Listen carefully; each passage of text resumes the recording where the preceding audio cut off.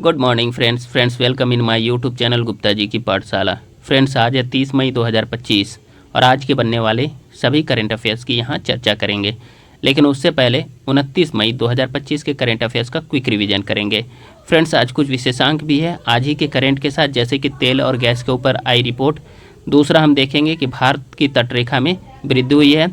तीसरा हम लोग देखेंगे पद्म विभूषण पद्म भूषण यानी जितने भी पद्म पुरस्कार मिले उन सभी को यहाँ पर देखेंगे। फ्रेंड्स चलिए पहला क्वेश्चन देखते हैं फ्रेंड्स रिवीजन का।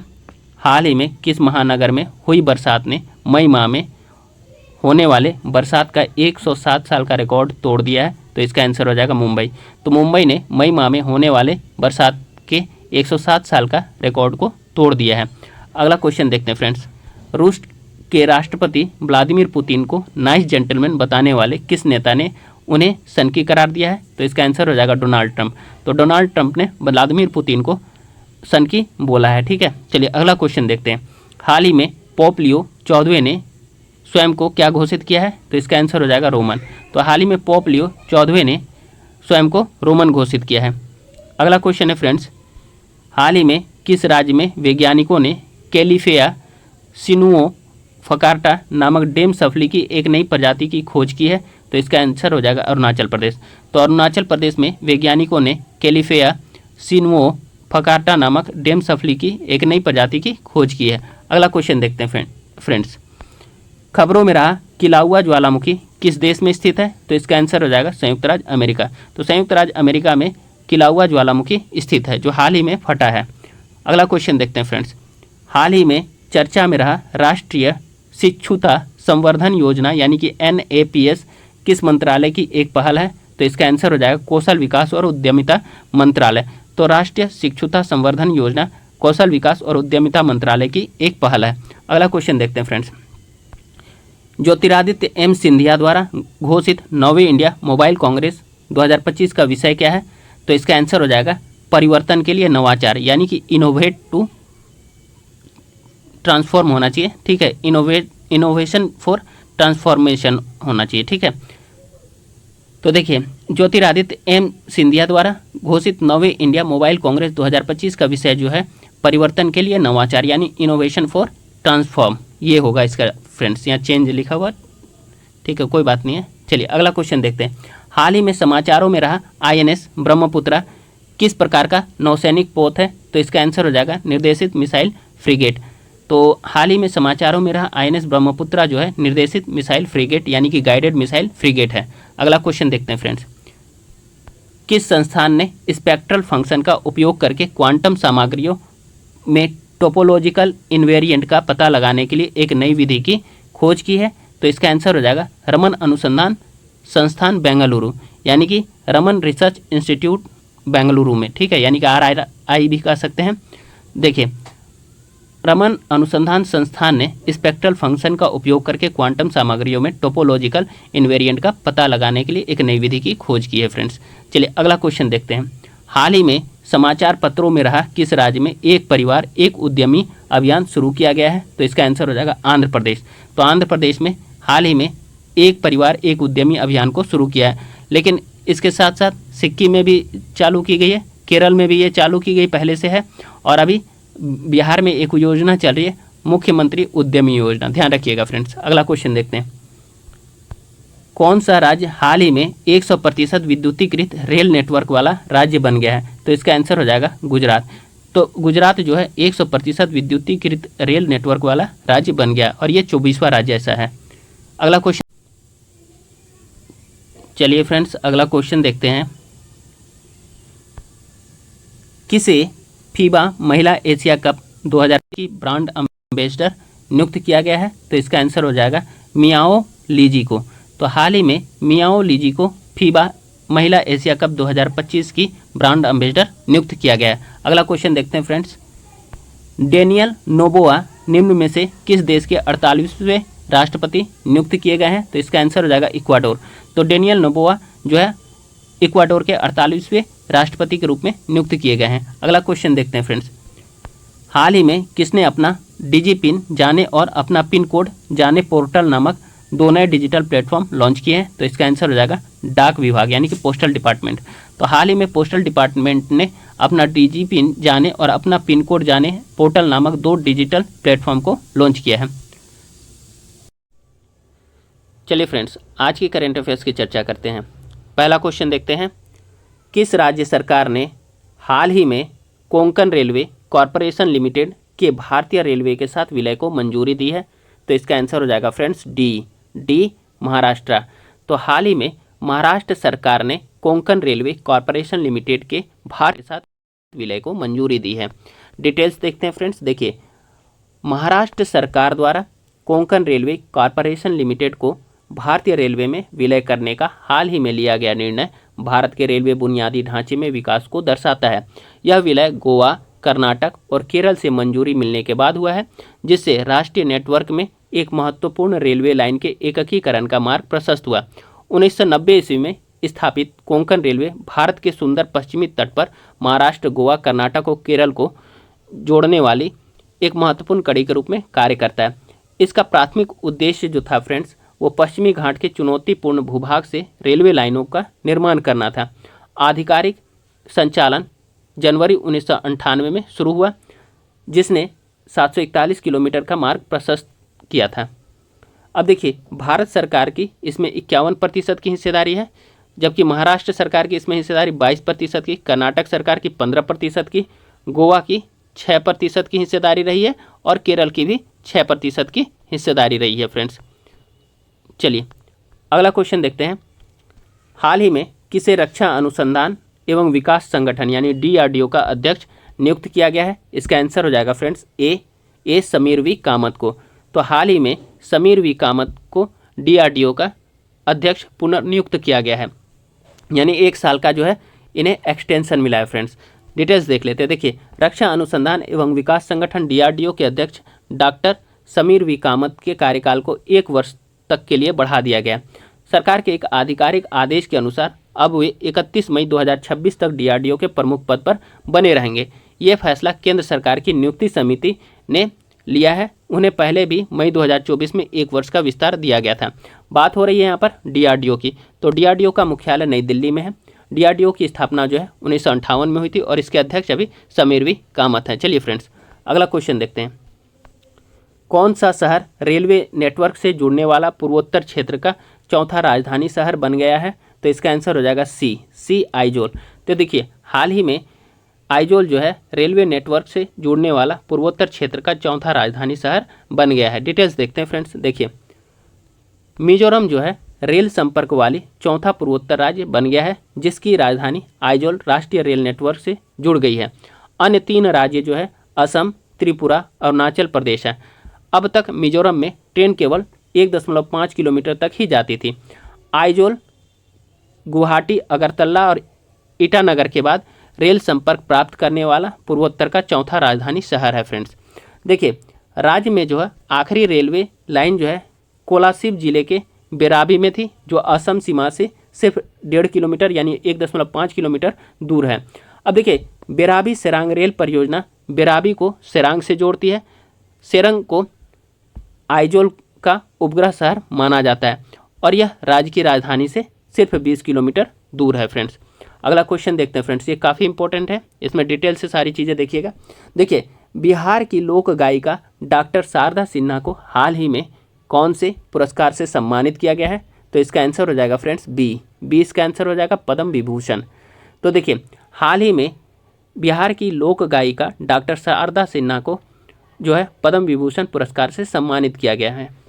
डिटेल्स देखते हैं फ्रेंड्स। देखिए, राष्ट्रपति द्रौपदी मुर्मू जी ने राष्ट्रपति भवन में 68 विभूतियों को पद्म सम्मान से सम्मानित किया। राष्ट्रपति भवन में लोक गायिका शारदा सिन्हा को मरणोपरांत पद्म विभूषण दिया गया। उनके बेटे डॉक्टर अंशुमान सिन्हा ने ये पुरस्कार ग्रहण किया। आरा के भीम सिंह भवेश को भी पद्मश्री से सम्मानित किया गया है बिहार के। अगला इसी में देखते हैं पॉइंट। देखिए, बिहार कोकिला शारदा सिन्हा ने लोक और छठ गीतों को ख्याति दिलाई थी। यह सम्मान उन्हें संगीत के क्षेत्र में उनके असाधारण योगदान के लिए दिया गया है। वहीं पत्रकार भीम सिंह भवेश ने मुसहर जाति के बच्चों को स्कूल में दाखिला कराया और उनकी पढ़ाई के लिए पुस्तकालय भी बनवाए। अब देखिए, फिर महावीर मंदिर ट्रस्ट के अध्यक्ष रहे पूर्व IPS अधिकारी स्वर्गीय किशोर कुणाल को भी पद्मश्री सम्मान दिया गया। उनके पुत्र सायन कुणाल ने यह सम्मान लिया है। अब देखिए बिहार की किन किन विभूतियों को पद्म सम्मान से सम्मानित किया गया, एक नज़र में देख लेते हैं फ्रेंड्स। कुल 7 व्यक्तियों को मिला है। तो देखिए शारदा सिन्हा जी को मरणोपरांत मिला है, कला के क्षेत्र में पद्म विभूषण मिला है इन्हें। सुशील कुमार मोदी को मरणोपरांत मिला है, लोक कार्य के क्षेत्र में पद्म भूषण से इन्हें सम्मानित किया गया। भीम सिंह भवेश को सामाजिक कार्य के लिए पद्मश्री से सम्मानित किया है। वहीं हेमंत कुमार को चिकित्सा के क्षेत्र में मिला है, पद्मश्री से सम्मानित किया है। किशोर कुणाल को मरणोपरांत सिविल सर्विस के क्षेत्र में मिला, पद्मश्री से सम्मानित किया गया। निर्मला देवी को कला के क्षेत्र में पद्मश्री से सम्मानित किया है। वहीं विजय नित्यानंद सुरेश्वरी जी को आध्यात्म के क्षेत्र में पद्मश्री प्राप्त हुआ है फ्रेंड्स। वहीं झारखंड की बात करेंगे तो झारखंड के जो है नामचीन ठेठ नागपुरी गायक और भिनसरिया राग के राजा महावीर नायक को राष्ट्रपति द्रौपदी मुर्मू ने पद्मश्री से सम्मानित किया है। नागपुरी ठेठ गायकों में महावीर नायक की पहचान भिनसरिया कर राजा के रूप में है।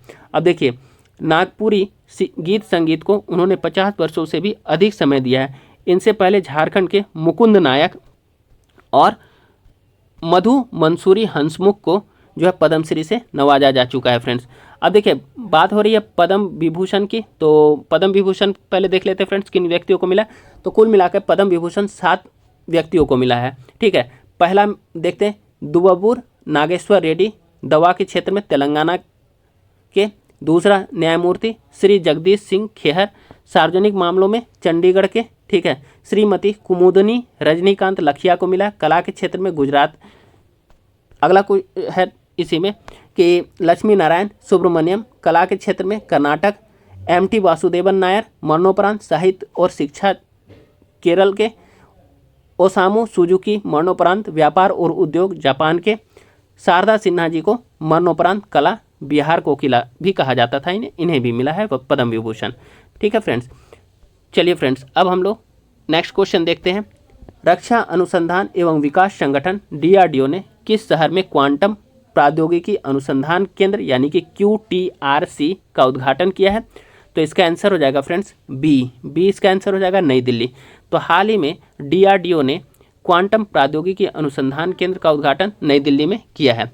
डिटेल्स देखते हैं फ्रेंड्स। देखिए रक्षा अनुसंधान एवं विकास संगठन DRDO ने नई दिल्ली में मैटकॉफ हाउस में क्वांटम प्रौद्योगिकी अनुसंधान केंद्र यानी QTRC का उद्घाटन किया। क्वांटम प्रौद्योगिकी अनुसंधान केंद्र का उद्देश्य रक्षा और रणनीतिक उद्देश्यों के लिए क्वांटम विज्ञान में भारत की स्वदेशी क्षमताओं को मजबूत करना है। इसमें महत्वपूर्ण क्वांटम डोमेन में अनुसंधान के लिए उन्नत प्रयोगात्मक सेटअप है। अब देखिए इसमें अल्ट्रा सिक्योर संचार सुनिश्चित करने के लिए क्वांटम कुंजी वितरण के लिए सिंगल फोटॉन स्रोत और प्लेटफॉर्म के लिए टेस्ट बेड भी हैं। DRDO quantum sensing, post quantum cryptography और सुरक्षित संचार में भारत के प्रयासों का नेतृत्व करना जारी रखता है। राष्ट्रीय क्वांटम मिशन में एक मुख्य भागीदार के रूप में DRDO संप्रभु क्वांटम प्रौद्योगिकियों में स्वदेशी नवाचार को बढ़ावा देता है फ्रेंड्स। अगला क्वेश्चन देखते हैं फ्रेंड्स। वित्तीय वर्ष 2024-25 में किस क्षेत्र को सबसे अधिक प्रत्यक्ष विदेशी निवेश यानी कि FDI इक्विटी प्रवाह प्राप्त हुआ है? तो इसका आंसर हो जाएगा फ्रेंड्स बी सेवा को, सेवा सेक्टर को यानी सेवाएं या सर्विस को। तो देखिए वित्तीय वर्ष 2024-25 में जो है सबसे अधिक प्रत्यक्ष विदेशी निवेश यानी FDI इक्विटी प्रवाह सेवा क्षेत्र को प्राप्त हुई है। डिटेल्स देखते हैं फ्रेंड्स। देखिए भारत ने वित्त वर्ष 2024-25 में विदेशी प्रत्यक्ष निवेश यानी FDI में रिकॉर्ड 81.04 बिलियन अमेरिकी डॉलर आकर्षित किया है, जो पिछले वर्ष से 14% की वृद्धि है। अब देखिए इस वृद्धि को उदार नीतियों और सेवाओं और विनिर्माण में मजबूत प्रवाह द्वारा समर्थित किया गया था। सेवा क्षेत्र को सबसे अधिक 19% FDI इक्विटी प्राप्त हुई। उसके बाद कंप्यूटर सॉफ्टवेयर और हार्डवेयर में 16% और ट्रेडिंग में 8% की हिस्सेदारी रही है फ्रेंड्स। सेवाओं में FDI जो है 6.64 बिलियन अमेरिकी डॉलर से 40.77% बढ़ करके 9.35 बिलियन अमेरिकी डॉलर हो गया है। महाराष्ट्र को सबसे अधिक यानी 39% FDI प्राप्त हुआ। उसके बाद कर्नाटक दूसरे स्थान पर 13% और दिल्ली में 12% की हिस्सेदारी रही है। काफ़ी इंपॉर्टेंट है फ्रेंड्स, ध्यान रखिएगा। महाराष्ट्र को सबसे अधिक 39% की FDI प्राप्त हुई है, उसके बाद कर्नाटक को 13% और दिल्ली को 12%, तीसरे स्थान पर फ्रेंड्स। अगला क्वेश्चन देखते हैं फ्रेंड्स। भारत में विकसित किए जा रहा है अगली पीढ़ी के 2 सीटर इलेक्ट्रिक ट्रेनर विमान का नाम क्या है? तो इसका आंसर हो जाएगा फ्रेंड्स बी ई हंसा होगा, यानी कि ई हंस। तो देखिए, भारत में विकसित किए जा रहा है अगली पीढ़ी के 2 सीटर इलेक्ट्रिक ट्रेनर विमान का नाम ई हंसा है। इंपॉर्टेंट है फ्रेंड्स, ध्यान रखिएगा। देखिए डिटेल्स, भारत आत्मनिर्भरता को बढ़ावा देने के लिए अगली पीढ़ी का 2 सीटर इलेक्ट्रिक ट्रेनर विमान इलेक्ट्रिक हंसा या ई हंसा विकसित कर रहा है। ई हंसा को वैज्ञानिक और औद्योगिक अनुसंधान परिषद, राष्ट्रीय एरोस्पेस प्रयोगशालाओं यानी कि CSIR और NAL बेंगलुरु द्वारा स्वदेशी रूप से विकसित किया जा रहा है। अब देखिए, यह आयातित ट्रेनर विमान की लागत का लगभग आधा है, जो इसे पायलट प्रशिक्षण के लिए एक लागत प्रभावी विकल्प बनाता है। ई हंसा 3 यानी अगला पीढ़ी कार्यक्रम का हिस्सा है, जिसका उद्देश्य जो है किफ़ायती और स्थानीय विमानन प्रशिक्षण का समर्थन के लिए। फ्रेंड्स अगला क्वेश्चन देखते हैं। क्वेश्चन है, हाल ही में खबरों में रही डंक रहित मधुमक्खियाँ एट्रागोनुला इरिडिपेनिस और लेपिडोट्रिगोना आर्कीफेरा किस राज्य की मूल निवासी है? तो इसका आंसर हो जाएगा फ्रेंड्स डी इसका आंसर हो जाएगा नागालैंड। डी इसका आंसर होगा फ्रेंड्स नागालैंड हो जाएगा इसका आंसर। तो हाल ही में खबरों में रही डंक रहित मधुमक्खियाँ एट्रागोनुला इरिडिपेनिस और लेपिडोट्रिगोना आर्कीफेरा जो है नागालैंड राज्य की मूल निवासी है। डिटेल्स देखते हैं फ्रेंड्स, आखिर ये चर्चा में क्यों रही है। देखिए, नागालैंड की 2 देसी डंक रहित मधुमक्खी की किस्में एट्रागोनुला इरिडिपेनिस और लेपिडोट्रिगोना आर्कीफेरा हाल ही में किसानों के लिए मददगार पाई गई है, इसलिए काफ़ी चर्चा में रही थी। तो देखिए, डंक रहित जो है मधुमक्खियाँ भारत, दक्षिण पूर्व एशिया, अफ्रीका, ऑस्ट्रेलिया और दक्षिण अमेरिका में पाई जाती है। वे आकार में छोटी और आमतौर पर काली होती है, जबकि बड़ी हल्के भूरे रंग की मधुमक्खियाँ पीले रंग की पट्टियाँ वाली होती है। वे डंक नहीं मारती है क्योंकि उनका डंक अवशेषी होती है, जिसका अर्थ है कि यह काम नहीं करता है। हालांकि वे कुल मिलाकर के कम शहद बनाती हैं, लेकिन प्रत्येक डंक रहित मधुमक्खी एक मधुमक्खी से ज़्यादा शहद बनाती है। अब देखिए, उनकी रानियाँ जो होती है दूसरी कॉलोनी से एक ड्रोन के साथ संभोग करती है, और कॉलोनियों में श्रमिक मधुमक्खियाँ और एक संभोग करने वाली रानी शामिल होती है। छत्ते की कोशिकाएं या तो सर्पिल होती है या तो बेतरतीब ढंग से षटकोणीय आकार में व्यवस्थित होती हैं। अब देखिए, ये मधुमक्खियाँ परागण में प्रमुख भूमिका निभाती है, उच्च गुणवत्ता वाले औषधीय शहद देती है। नागालैंड में उनकी खोज टिकाऊ खेती और जैव विविधता के लिए उनके महत्व को उजागर करती है, यानी कि सस्टेनेबल एग्रीकल्चर को क्या करती है, महत्व देती है ये। चलिए अगला क्वेश्चन देखते हैं फ्रेंड्स। यूरोप के किस देश ने प्रवासन कानूनों को कड़ा करने के उद्देश्य से 2 मसौदा विधेयक को स्वीकृति दी है? इसका आंसर हो जाएगा सी जर्मनी। तो हाल ही में यूरोप के देश जर्मनी ने प्रवासन कानूनों को कड़ा करने के उद्देश्य से 2 मसौदा विधेयकों को स्वीकृति दी है। डिटेल्स देख लेते हैं फ्रेंड्स। देखिए, जर्मनी हो जाएगा इसका आंसर। डिटेल्स है, यूरोप में जर्मनी ने प्रवासन कानूनों को कड़ा करने के उद्देश्य से 2 मसौदा विधेयकों को स्वीकृति दी है। इन विधेयकों को इन्फ्लक्स लिमिटेशन लॉ के नाम से भी जाना जाता है, और यह जर्मनी में प्रवासन संबंधी मौजूदा कानूनों को कड़ा करने के लिए बनाया गया था। अगला क्वेश्चन देखते हैं फ्रेंड्स। भारत के औद्योगिक उत्पादन सूचकांक में अप्रैल 2025 में कितने प्रतिशत की वृद्धि दर्ज की गई है? इसका आंसर हो जाएगा फ्रेंड्स ए 2.7%। तो हाल ही में भारत के औद्योगिक उत्पादन सूचकांक में अप्रैल 2025 में 2.7% की वृद्धि दर्ज की गई है, लेकिन यह पिछले साल से कम है फ्रेंड्स इसी अवधि में। तो डिटेल्स देखते हैं। देखिए, भारत की औद्योगिक गतिविधियों में अप्रैल 2025 में गिरावट दर्ज की गई है, जो बीते 8 महीनों का सबसे कमजोर स्तर है। सांख्यिकी एवं कार्यक्रम क्रियान्वयन मंत्रालय द्वारा जारी आंकड़ों के अनुसार औद्योगिक उत्पादन सूचकांक यानी कि IIP में अप्रैल में केवल 2.7% की वृद्धि हुई, जबकि मार्च 2025 में यह दर 5.8% थी। इससे पहले अगस्त 2024 में यह वृद्धि -0.1% रही, जो पिछले बार इतनी धीमी रही थी। अब देखिए, आंकड़ों के अनुसार औद्योगिक उत्पादन सूचकांक यानी IIP के संदर्भ में मापा गया औद्योगिक उत्पादन अप्रैल 2024 में 5.2% बढ़ा था। अगला क्वेश्चन देखते हैं फ्रेंड्स। हाल ही में एशिया के किस देश ने भारतीय नागरिकों के लिए 2 नए वीज़ा फ्री ट्रेवल ऑप्शन शुरू किए हैं? तो इसका आंसर हो जाएगा फ्रेंड्स बी बी बी हो जाएगा, ठीक है। इसका आंसर हो जाएगा बी फ्रेंड्स, फिलीपींस। फिलीपींस इसका आंसर होगा। तो हाल ही में एशिया के फिलीपींस देश ने भारतीय नागरिकों के लिए 2 नए वीज़ा फ्री ट्रेवल ऑप्शन शुरू किया है।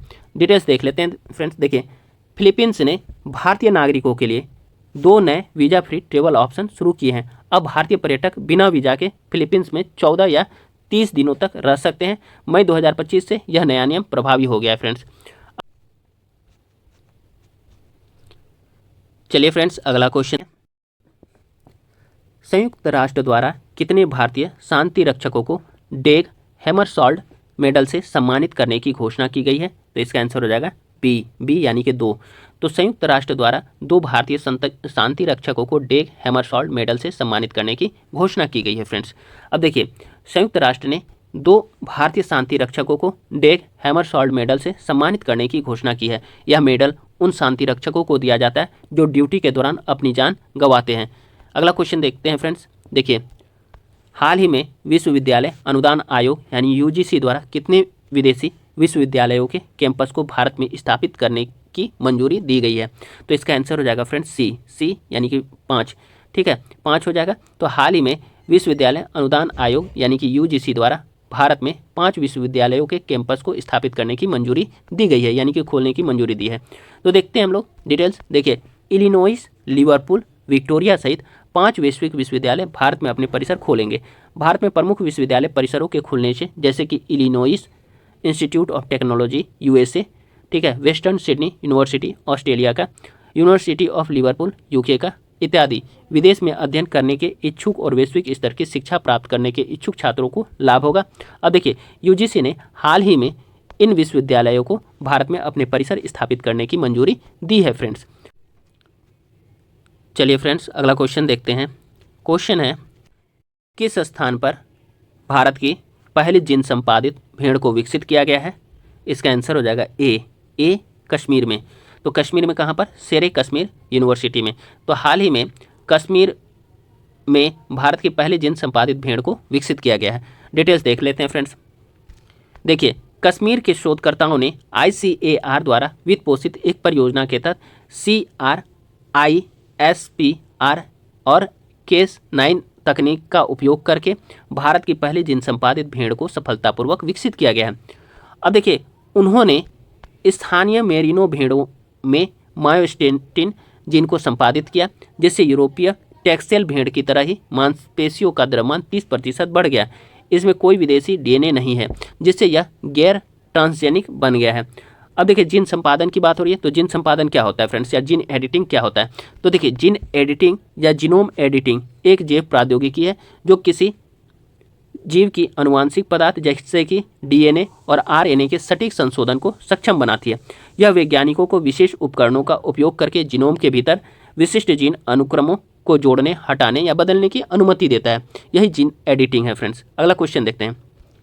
देखिए, किसके नेतृत्व में भारत की वायु सुरक्षा को मजबूत बनाने के उद्देश्य से प्रोजेक्ट कुशा को शुरू किया गया है? तो इसका आंसर हो जाएगा फ्रेंड्स DRDO। इसका आंसर हो जाएगा DRDO। तो देखिए, हाल ही में DRDO के नेतृत्व में भारत की वायु सुरक्षा को मजबूत बनाने के उद्देश्य से प्रोजेक्ट कुशा को शुरू किया गया है। आज DRDO से काफ़ी क्वेश्चन है ना फ्रेंड्स। देखते हैं डिटेल्स। देखिए, प्रोजेक्ट कुशा का नेतृत्व रक्षा अनुसंधान और विकास संगठन यानी कि DRDO कर रहा है। इसका उद्देश्य एक ऐसा सिस्टम बनाना है जो ड्रोन, विमान और मिसाइल जैसे विभिन्न हवाई खतरों से मुकाबला कर सके। यह परियोजना भारत की वायु रक्षा क्षमता को मजबूत बनाने में मदद करेगी। यह एक स्वदेशी तकनीक है जिसे भारत में ही विकसित किया गया है। प्रोजेक्ट कुशा के तहत विकसित किया जा रहा सिस्टम वर्तमान में मौजूदा वायु रक्षा प्रणालियों के साथ काम करेगा और भारत की वायु रक्षा को और अधिक मजबूत बनाएगा। अगला क्वेश्चन देखते हैं फ्रेंड्स, काफ़ी इंपॉर्टेंट है, लिख करके रख लीजिए फ्रेंड्स। ये क्वेश्चन हमेशा पूछते रहता है इस तरह का क्वेश्चन, तो ध्यान रखिएगा इसको।